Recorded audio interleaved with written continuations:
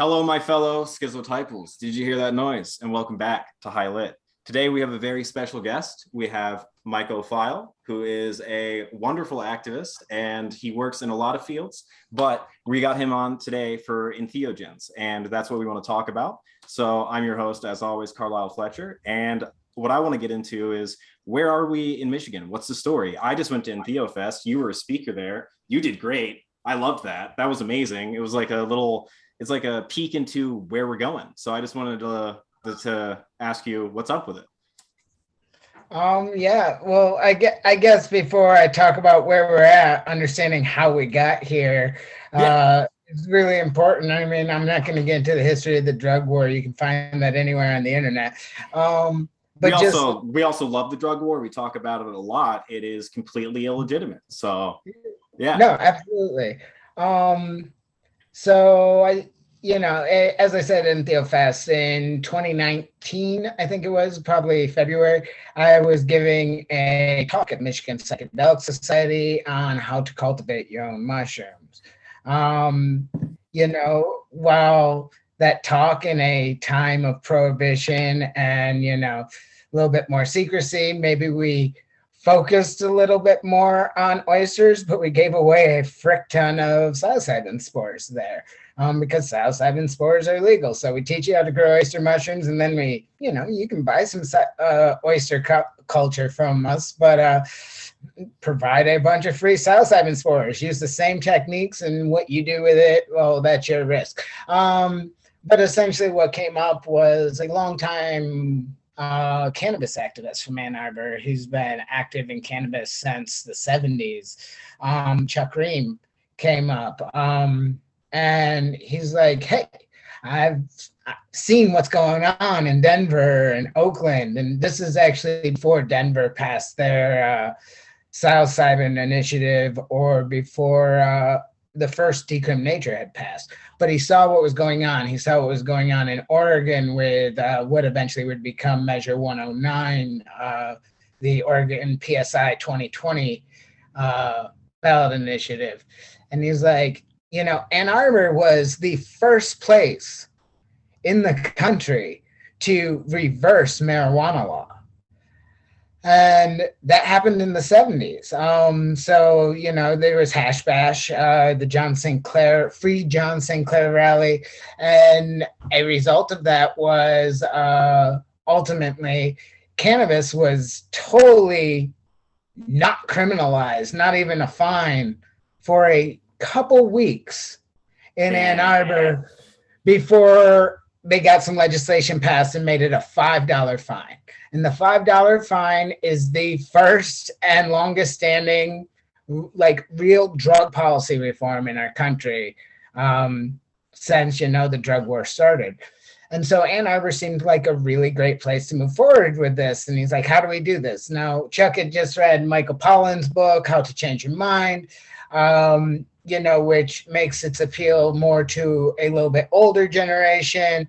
Well, I guess I'd read it. I'm a little bit more already in the drug policy game, like legalize all drugs now. Yeah. Fucking yesterday, never fucking have criminalized. But either way, I respect what Michael Pollan did to bring in some of the older generations, while we don't agree on everything. So me, Chuck, and then Julie, who was the president of Michigan Psychedelic Society, and then a couple other drug policy all-stars from the area, Nick Zattel and Colin McDougall, who I knew through Students for Sensible Drug Policy. We all sat down for dinner one night and okay, what are we doing? How do we do this? What are our next steps? And so we took a look at the three models I mentioned. The Oregon model, which was a ballot initiative, looking at statewide, focused on a service model, a mostly medical model. Yeah.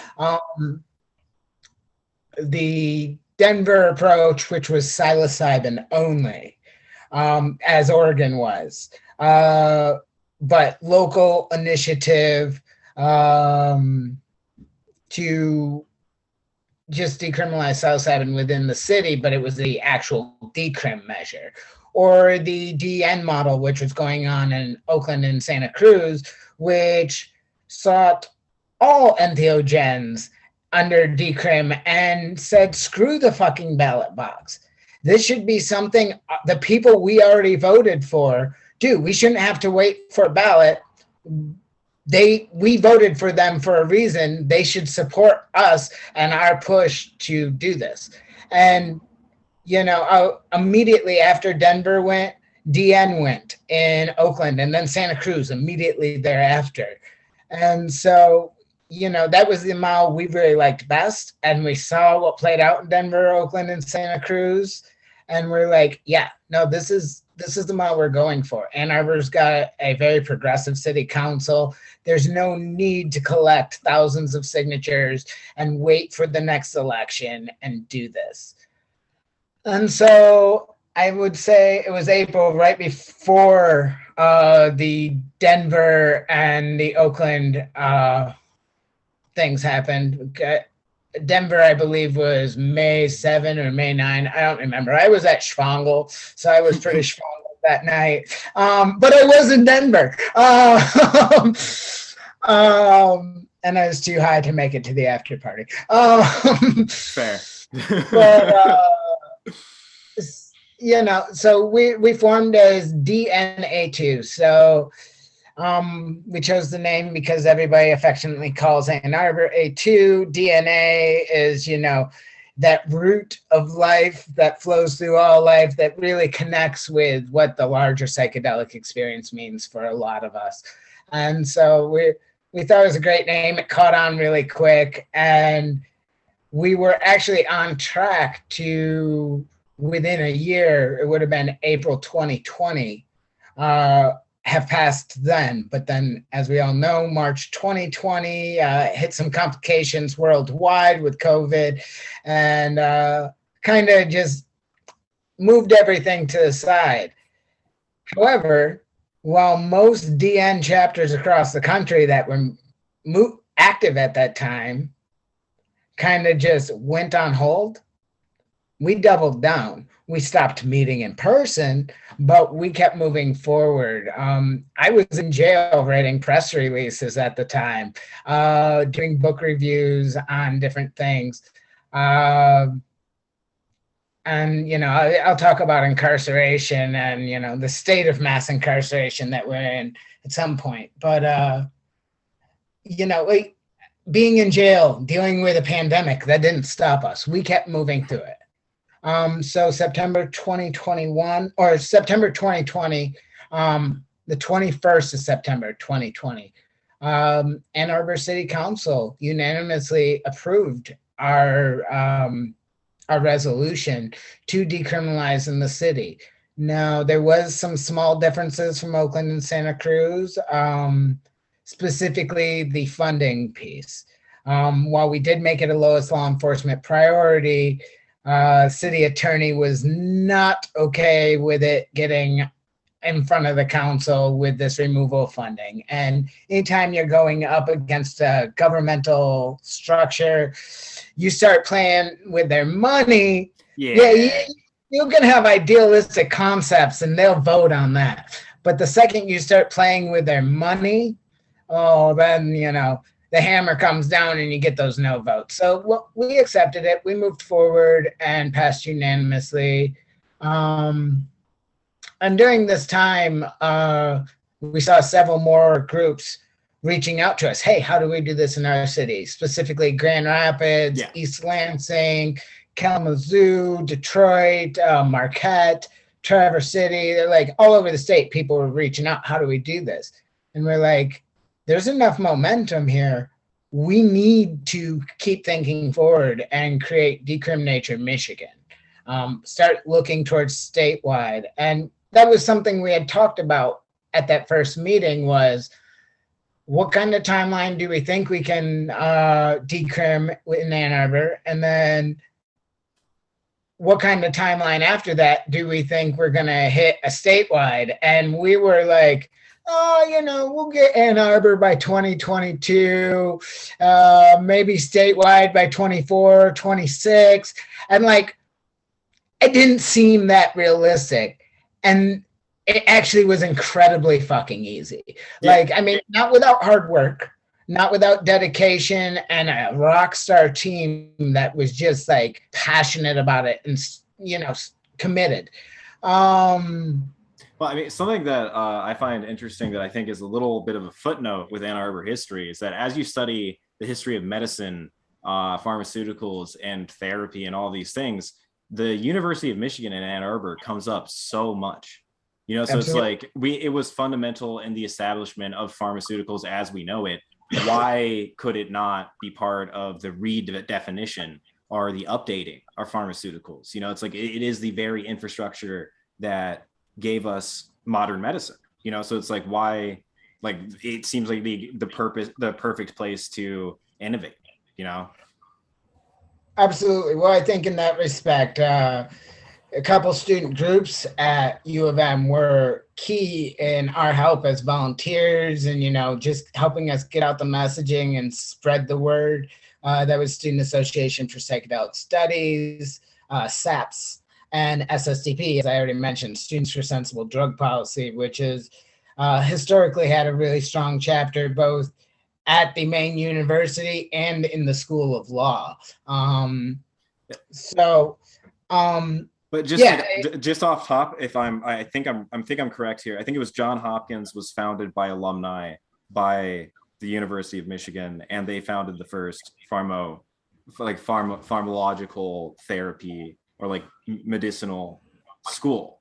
So it's like it was like I don't know. I just find like as I'm studying, it's just crazy because like I feel like people think of Michigan as like this like a little state, but like the academia and like the power behind Michigan to really create change and like momentum, I think is really underrated. And that's where it's like I think that it's like with the advancement of Ann Arbor, that's like a huge. It's a shockwave that can make a huge difference. I appreciate those little tidbits because I know I'm not from Ann Arbor, but like I'm not every either. time, I was just researching it and I was like, what the fuck? every time I get in an Ann Arbor discussion with anybody, more little bits of history, such as how the John St. Clair rally turned into Hash Bash, which this year just celebrated 50 years of being, the longest running cannabis festival in our country. Um, I do, the John St. Clair rally, and a little fun tidbit was it's all started with like nobody was really organizing it. They just threw out a bunch of flyers that are like, the Who, John Lennon and Yoko Ono, like all these massive names that definitely were not booked for this event are going to be here. And people showed up and they smoked a bunch of weed on the diag. And that was the foundation of the largest cannabis festival ever, the first drug reform in our country. It worked. Yeah, it started on a little white lie, but it built out to the point, had we asked the Who to come, they might. But yeah, Ann Arbor's got a really fascinating history. Yeah, I didn't mean to derail you too. So No. like, you were talking about just where you're talking about leading into winning in 2020 or it was 2020, right? Because it's been a year. September 21st, 2020. Yeah. So it was 2020, like winning there. And then that was awesome, because it seemed like a long shot, but you guys really proved that like a serious place can put these things into law. Another thing that I just kind of wanted to ask you about is that, so you're talking about focusing on pushing forward medical. I think that pushing forward medical means recreational because it means you can grow it in your home because, spores are legal. So it's like once you give people access to that, it's going to necessarily have some sort of personal production, which means that it's going to be beyond medical. You're never going to be able to prevent that. So I really like that point. So two of our keynote speakers for Entheogens were William Leonard Picard, who was arrested in the late 90s for the largest LSD bust of all time.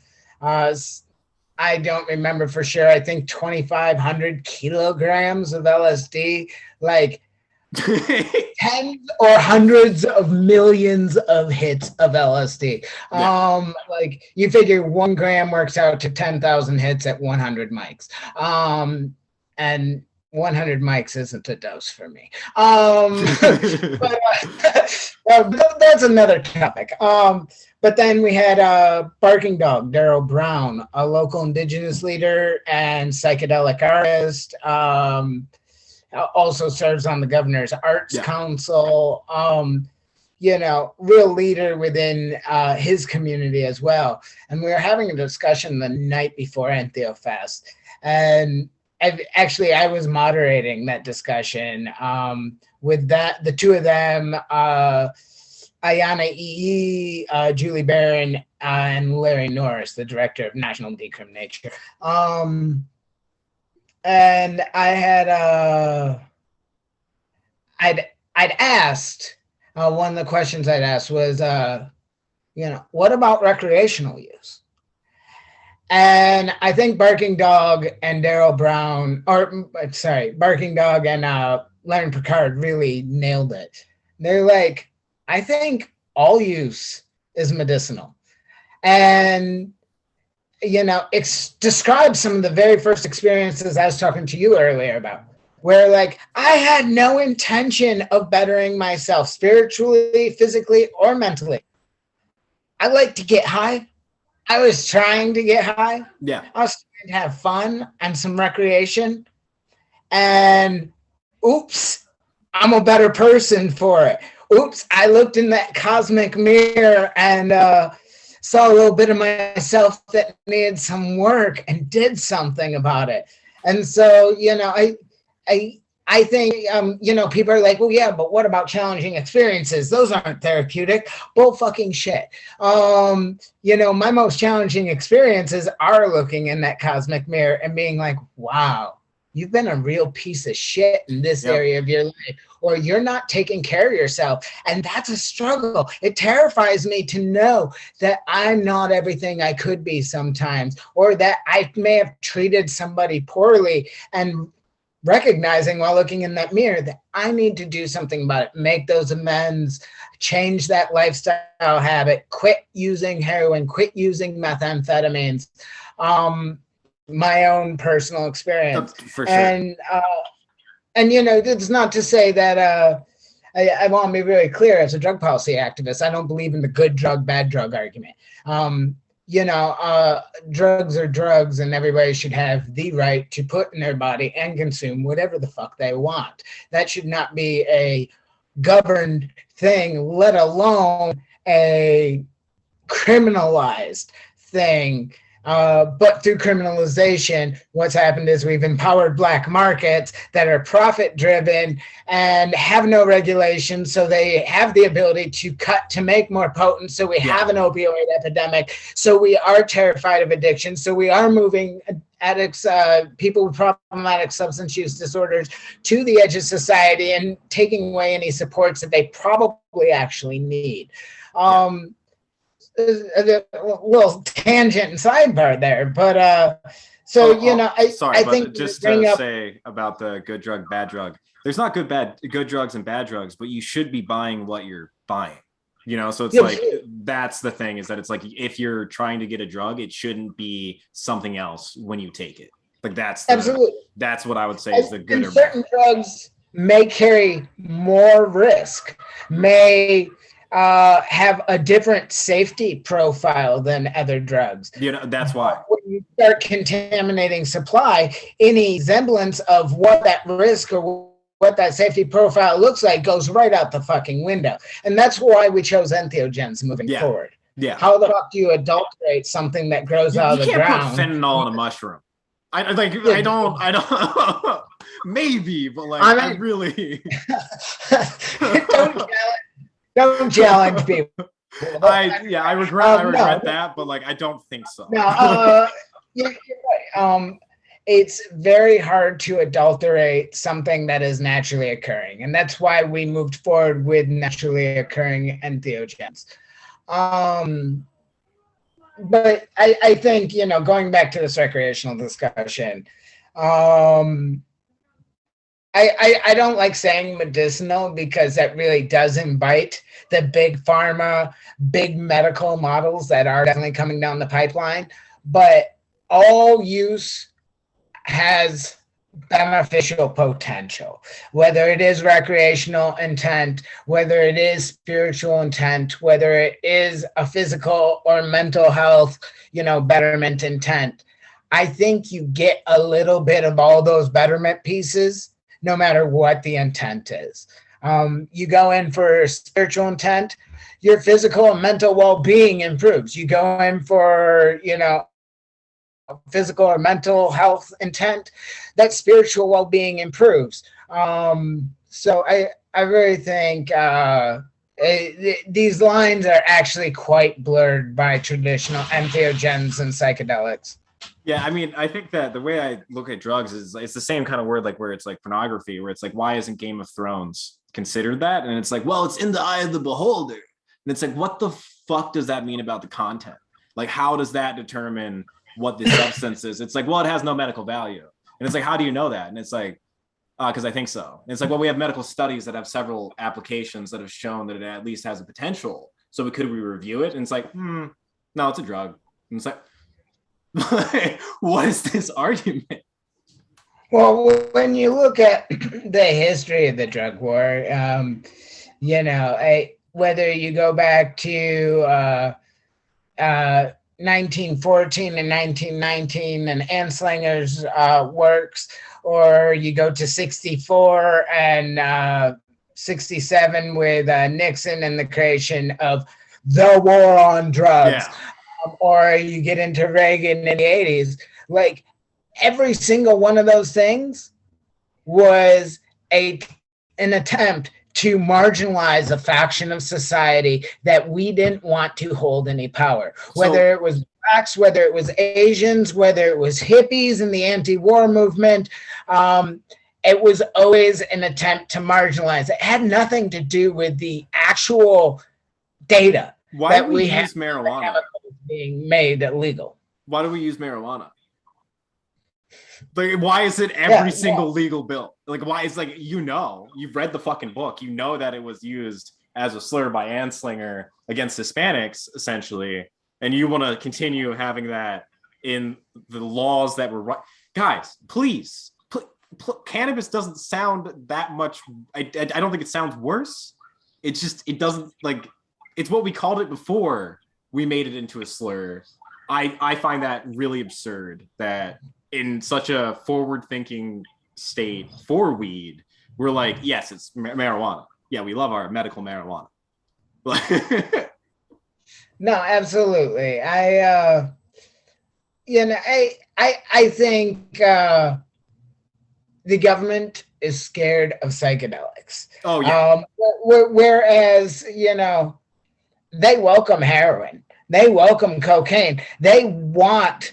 I mean, you look at the CIA and cocaine Contra and like their use of cocaine to, decimate communities. Is it because it kills you? Like, because entheogens don't kill you, and like cocaine, heroin, all these other things can, even alcohol can. I don't think it's because it kills you. I think it's because that no matter what your intent, self-betterment and community and strength come out of this instead of oppression and control. And so people get scared of losing the control and power that they already have. And so, psychedelics help you jump outside that box and take a look from the outside in and be like, oh, wait, this is all fucked up. We need a better approach. And the idea of strong communities, I know that's what government is built on, but bullshit. Like, that's an illusion that they want to create by creating, low-income housing that's absolutely inaccessible to those that actually have truly low income, or food stamp programs that like you can't qualify for based on some of the dumbest Like, so here in Michigan, you have to do so many hours of volunteer service to get food stamps. What if you are physically fucking incapable of doing volunteer service? Oh, well, fuck you. You got to live on your disability, and you have to trust somebody else with that money to take care of you. And if you get screwed and pushed to the edge of society, well, fuck you. It's all a farce, this idea of government building strong communities. And what happens when you have strong communities? Well, all of a sudden, power as we know it through legitimate channels is no longer as powerful as the will of the people, because those communities are strong and they're engaged and they're united. And so psychedelics scare the fuck out of the government. I'm totally with you. And so do you have to, how are you doing on time? Oh, I probably got half an hour, maybe a little more. Awesome. Cool. Because I just wanted to make sure that we could talk about, it is a community and it is growing. And, like we are, these are major wins. Oregon, major win. Ann Arbor, major win. Michigan probably can move forward. I got a sidebar again. I'm sorry. I know we've got some really cool things that we definitely want to get to here. But Oregon, oh man, it's hard for me to say bad things about any reform in drug policy. But Measure 110 is the biggest joke in drug policy reform ever. Okay. The idea of 12.4 grams of mushrooms being set as a limit that's decriminalized. You can have a gram of methamphetamines or opiates, or I don't actually know what the opiate methamphetamine levels are, but there's limits set to every single drug within this decrim. So is it actually decrimmed, or is it only decrimmed up to a certain amount? We don't actually say anything about that in our decrim package. And the idea of 12.4 grams, for those that aren't in the mycological already cultivating for themselves community, you should be, because like, these things grow out of the earth. You can do this in your own home. You can do this in your own garden. And this is how the supply should be provided. It shouldn't be through big pharma or big corporations, as we've seen happen with cannabis. And currently happening to the local caregivers that have been taking care of their community for years, growing in their own backyards and their gardens. But in the most simplest version of psychedelic mushroom cultivation, known as the PF tech, developed by Psilocybe fanaticus.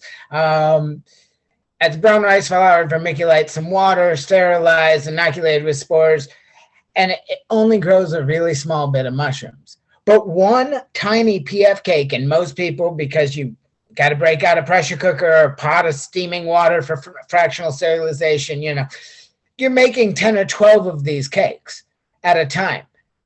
One of these cakes can produce 12.4 fucking grams of mushroom. So how is that a realistic amount? Plus this idea, a lot of these things are best, utilized, maybe not best, but often utilized, historically often utilized even in small ceremonial settings. So a group of 2 to 5 people going in with the same intent together, maybe working with a spiritual guide, maybe not. But that's not enough to share in a circle that size. For myself personally, my last mushroom experience was 18 grams. So I already broke the law for a single personal experience. I wasn't abusing it. I didn't go outside and do something crazy. I didn't see things that weren't there. I laid in my bed and enjoyed some music. I spent some time journaling in my notebook and taking a look in that cosmic mirror and identifying some things I wanted to work out. And I went outside and I laid on a trampoline and I stared at the stars and appreciated the universe, from the greatest macrocosm all the way down to deeper than my own cellular structure, the tiniest microcosms. And I'm sorry, but that is a powerful, mystical experience that wasn't a danger to anybody. So the idea of 12.4 grams, I've got a lot of problems with Oregon 110. But good on them for really being the first place to symbolically, I want to call it, decriminalize all drugs. Yeah, I mean, I would say in this country. the win is putting it on the table, just to make the president. So it's like, yeah, it is at least the words are there. But I definitely, there are issues with it because like they always want to go with low amounts, which is just, it fucks over any sort of production. So yeah, like that's very much going to be an issue for anybody who wants to grow things or any sort of that. We saw that with cannabis. Oregon and California, Colorado beat us to the punch. Rhode Island beat us to the punch on medical. Don't ask me how the fuck that happened. But like, I can't name two things about Rhode Island. I think Family Guy is set there. But 3 plants, 6 plants, 2 or 1 ounce, 1.5. Like Michigan really broke the barrier in 2008. 12 plants, 2.5 ounces of usable material per person. If it's harvested, you can have a little bit more off your own personal harvest as long as it's locked away. And then we repeated that with legalization, really having a more realistic amount. 6 plants is not going to get me through the fucking year, especially under medical when I couldn't grow outside. Now that I can grow outside, I'd probably get myself through the year off 2 plants. But it was never realistic. But the idea of being able to strengthen community by sharing as long as you're not selling. The idea of,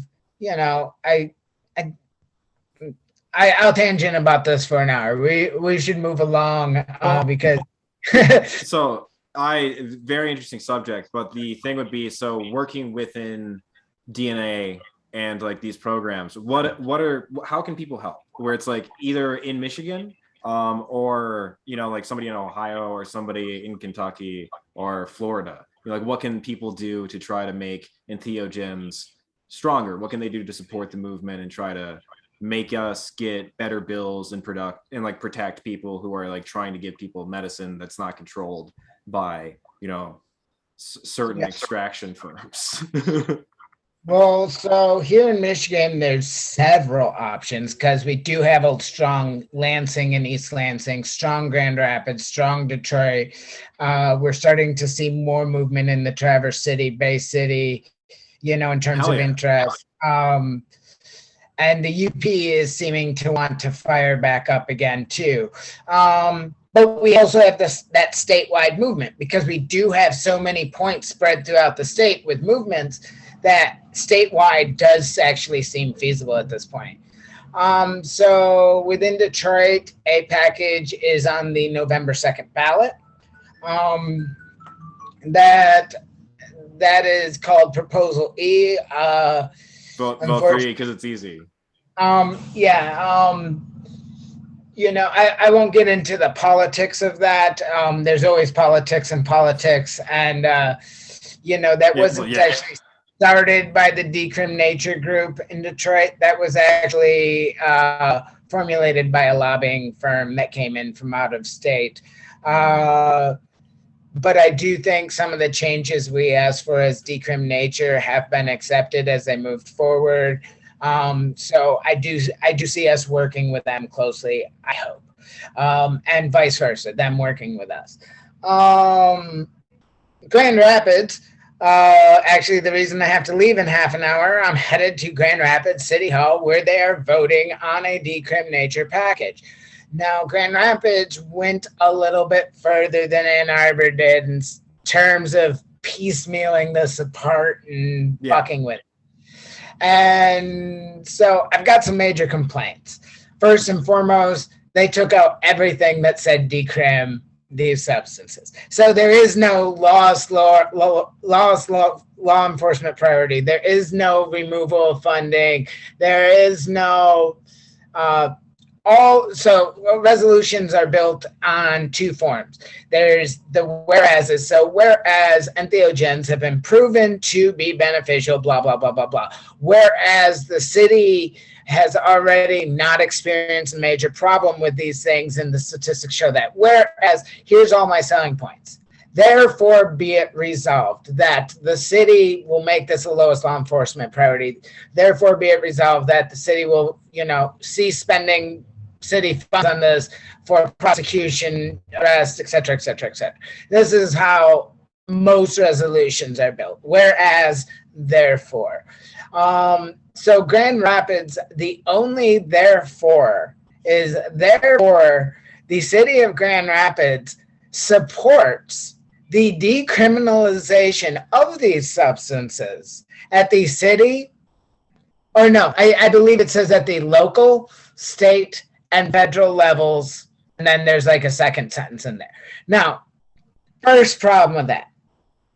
You support local decriminalization of these substances, yet in the very same resolution, you removed all the decrim parts. Problem one.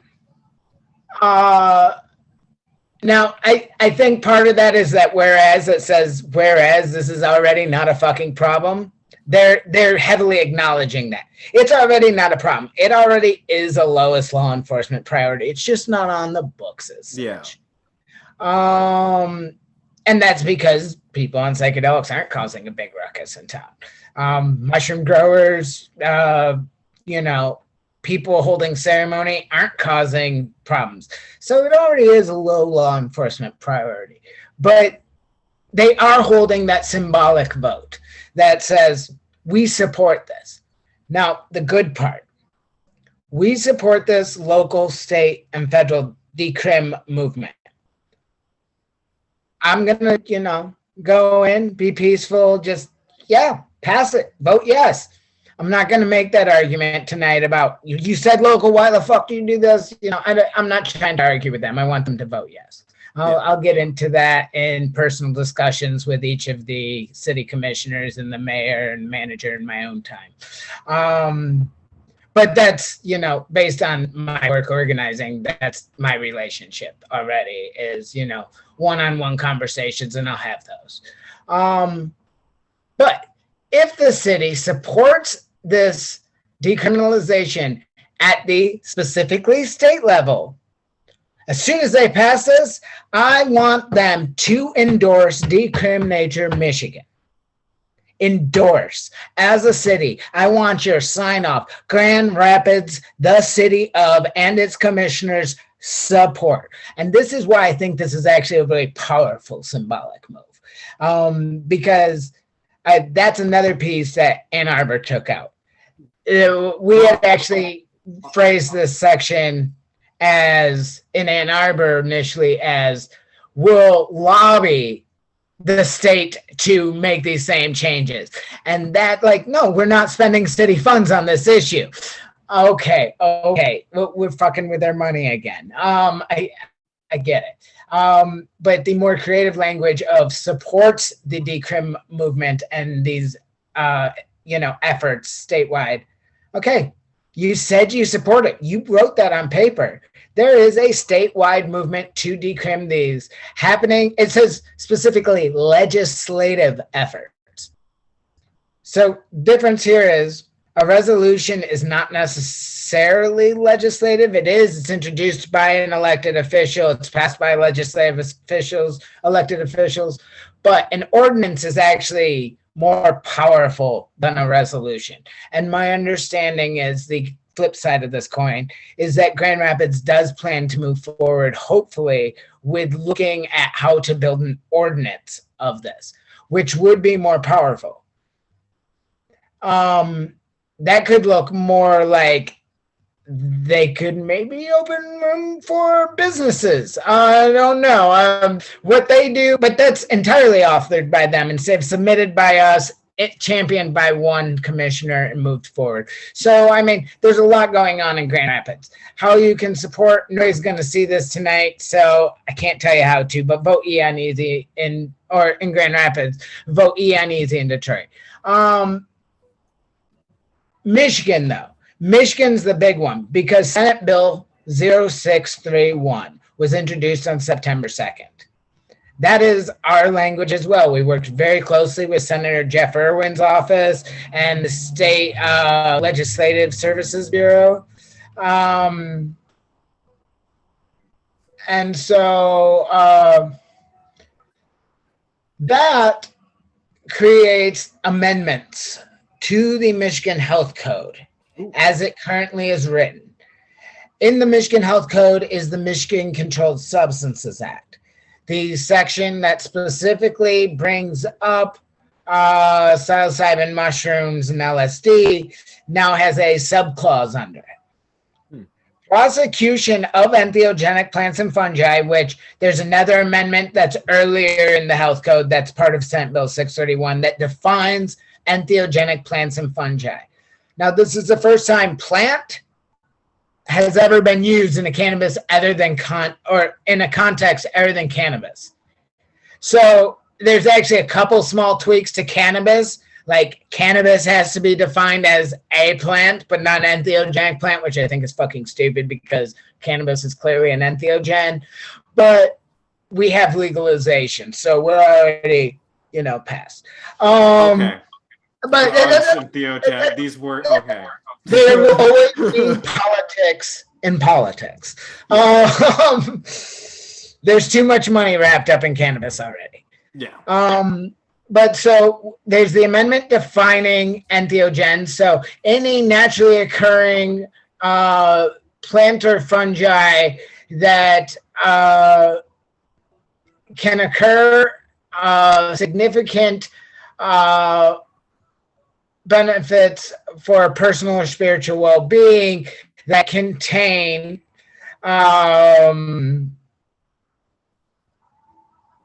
tryptamines, indoamines, or phenethylamines. And then it further defines, examples of each, mescaline-containing cacti, iboga, ayahuasca, and psilocybin mushrooms. So that second amendment was an exemption under the psilocybin mushroom clause that says specifically entheogenic plants and fungi for personal use, possession, communal use, so small groups in ceremony, sharing, small groups in ceremony, or one farmer to somebody who needs some, or maybe a therapist just wants to give, not sell, to a patient. That's all protected, as well as cultivation and transportation. Because that's where they change.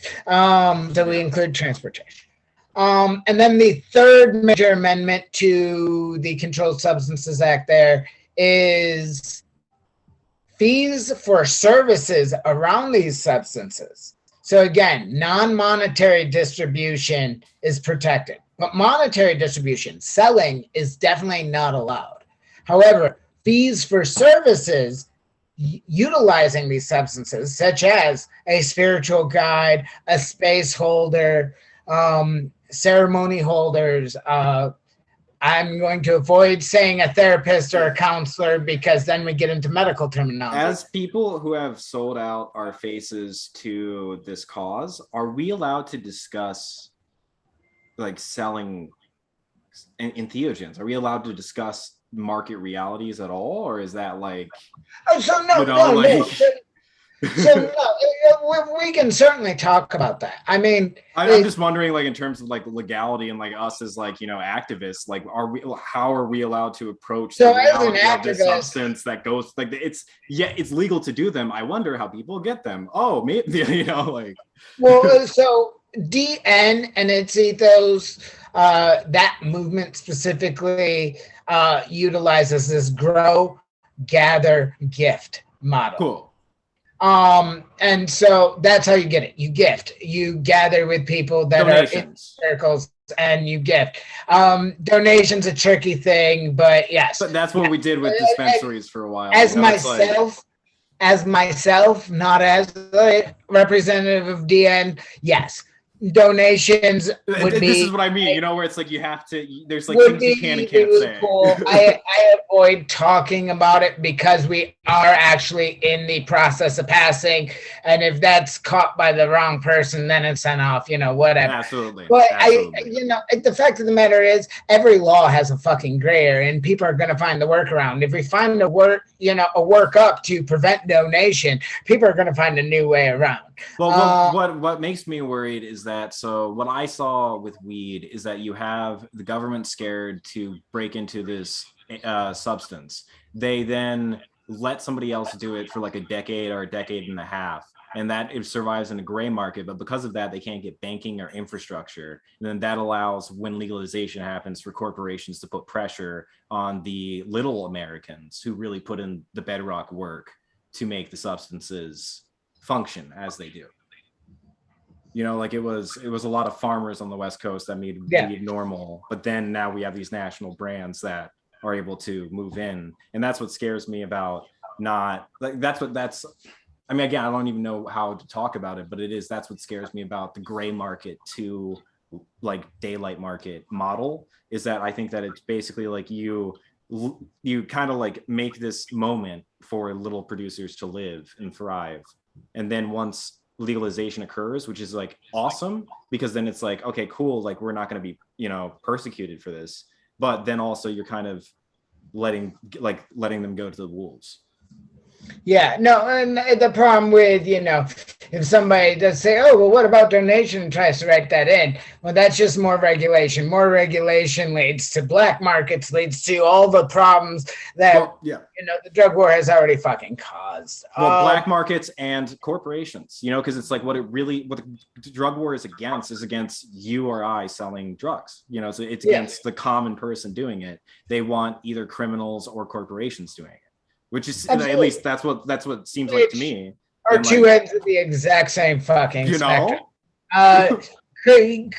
Criminal enterprises that are well established are some of the biggest fucking corporations. They have great fucking lawyers. Corporations are the people with the most legitimate money that can buy their way out of any crime they've broke or any law they've broken. So, I mean, it's 6 of one and half a dozen of the other. And that's what I wish, like, I wish we could figure out a way I feel like it's kind of just the American reality of capital, like what we do here. But it's like, I wish we could like figure out a way to get like a wedge in there where it's like, oh, somebody who's growing like maybe 1,000 pounds of mushrooms a year, you know, where it's like, it's not like a crazy fucking mass production model, but it's like certainly not a harvest you can sneeze at, you know, where it's like something like that. Like just really, I wish there was a way that we could figure out how to do this in one of the alternative substances, because then I feel like you can keep it away from corporatization. And like, you know, it's like wheat used to be this like low little crop, or I think it used to be a tall crop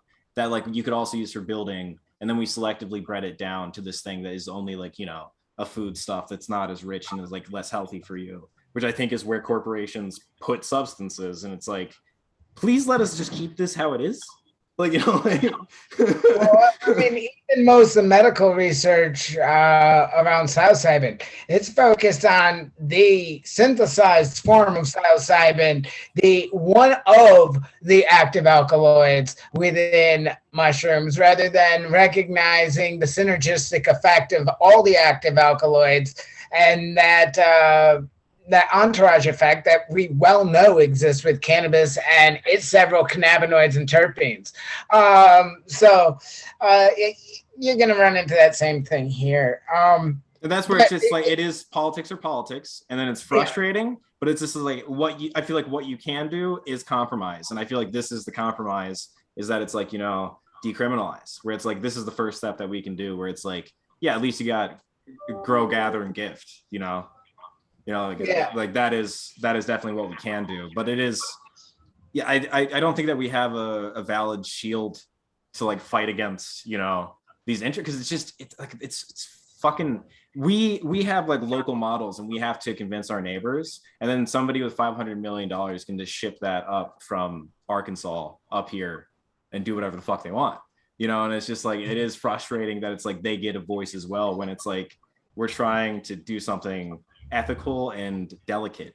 But yeah, so I think that spores are really important too, because I do think that growing at home is basically the future. I think if we can decrim and everybody, essentially not everybody, but a lot of people experiment with it, the political will to punish people for it will be so small that I think it will eventually fade out. Well, I you know, first and foremost, rather than focusing on what that idealistic wedge that you mentioned looks like to limit these things, or the control that the government's inevitably going to want, or the whatever that's going to come into play as it moves forward, rather than focusing on that, we're simply focused on let's quit putting people in jail, marginalizing them, and ending this. And I think that's really important to distinguish why this is a decrim, not a legalization. Do we have purging on the paperwork? Like purging the records for people who were previously charged? No. Okay. No. Okay.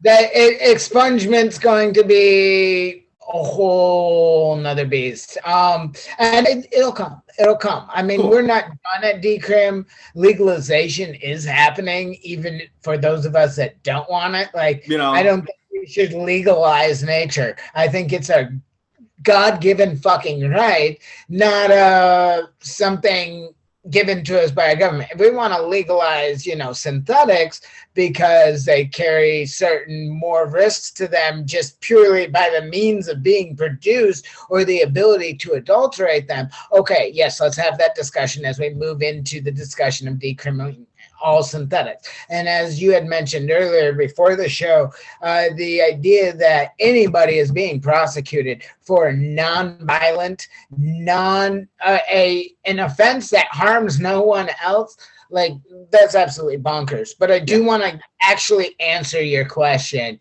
about what can people do. So 631 is in the Senate right now. It's sitting in the Judiciary and Public Safety Committee in the Michigan Senate. That's chaired by Roger Victory, co-chair, majority co-chair Kurt Vanderwall, and minority co-chair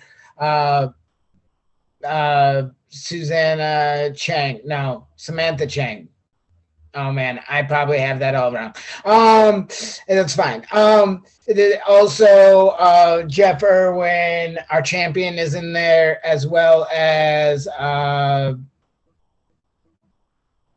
why am I blanking? Anyways, you can Google who's in the Michigan Senate Judiciary and Public Safety Committee. Those 7 senators need to hear from you.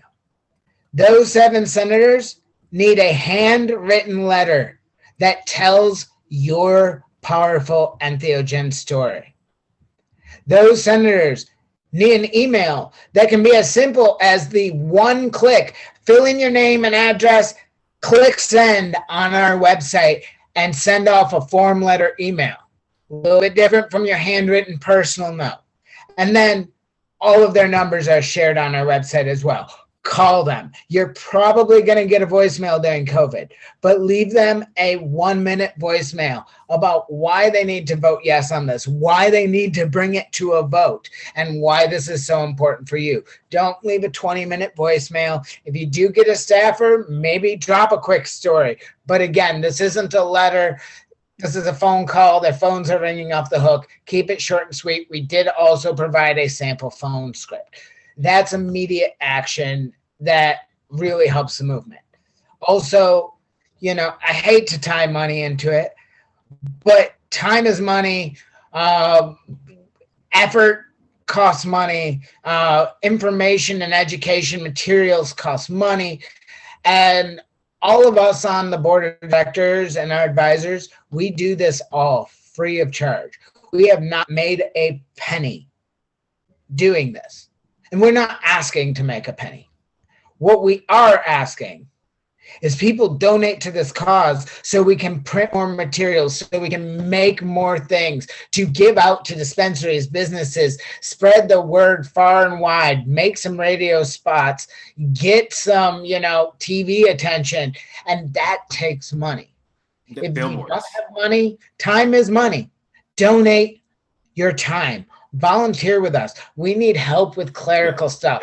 So sending out mailings, packing boxes of materials and shipping them off to businesses.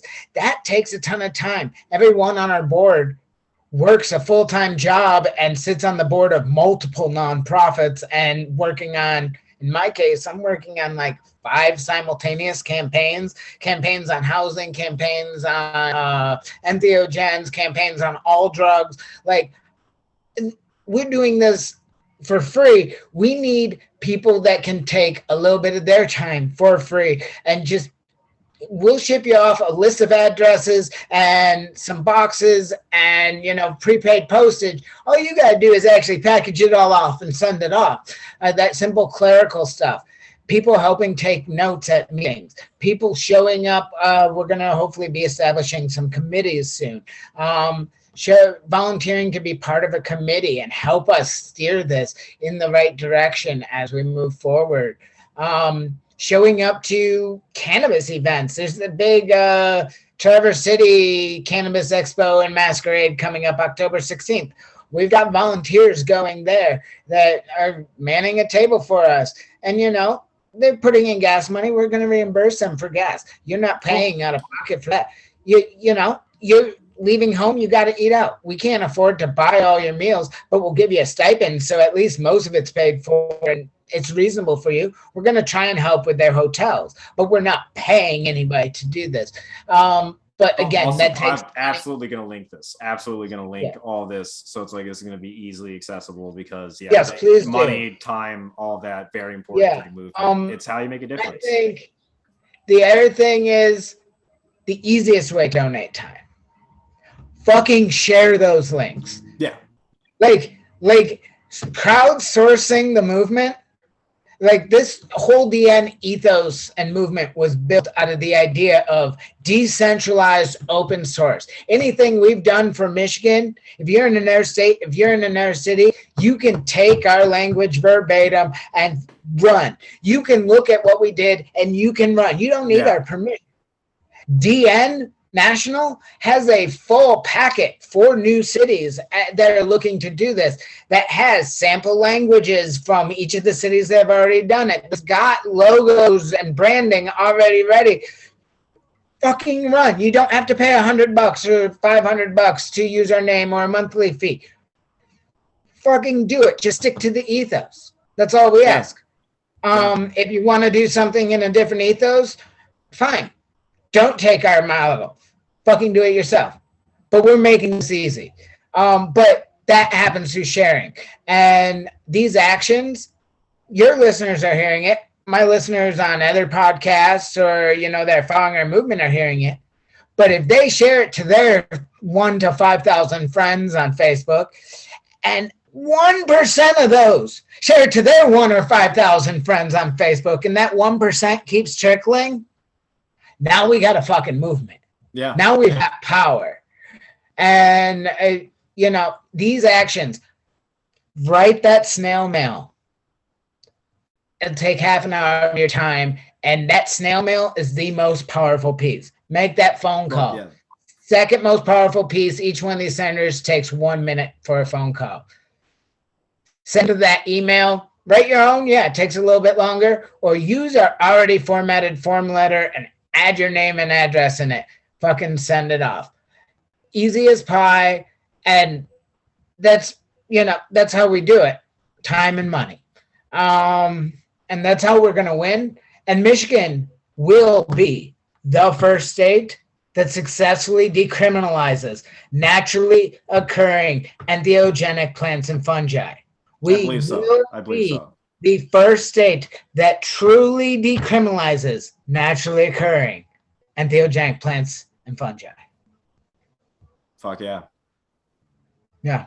Yeah. I'm excited. I mean, honestly, to see what we do, like what's happened in a year in Michigan I did not expect this 2 years ago. So I believe anything can happen pretty much.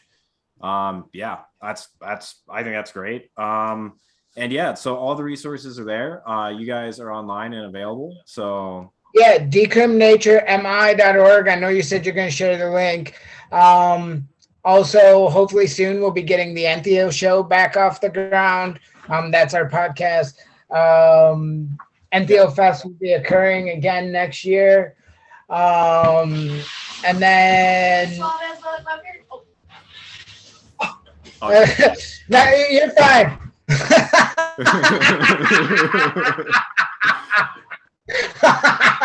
Awesome. But yeah, I really am on a time crunch, but we should be, because I mean, realistically, we didn't get into what's next.